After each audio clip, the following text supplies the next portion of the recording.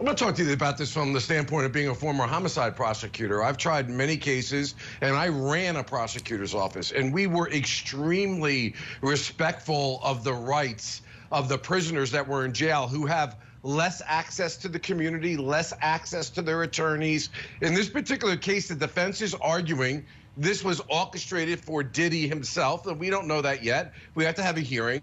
But what's more disturbing is that confidential attorney-client communications as well as strategy is now in the hands of the government. And if that is in fact true, this is a serious breach. I don't care how bad you think he is. He's presumed innocent. Prosecutors have to prove the case beyond a reasonable doubt.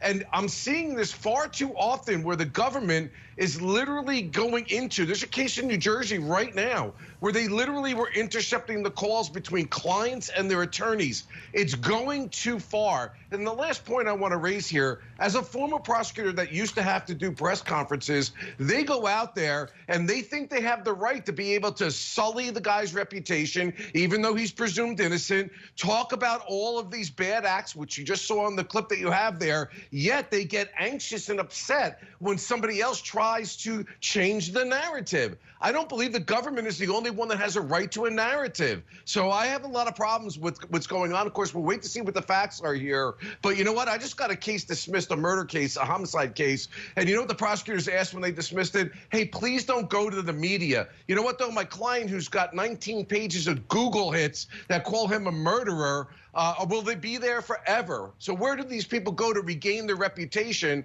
after the government sullies it with these press conferences, which are on the borderline, in my opinion, of unethical conduct? You were interrupting there. What did you want to say?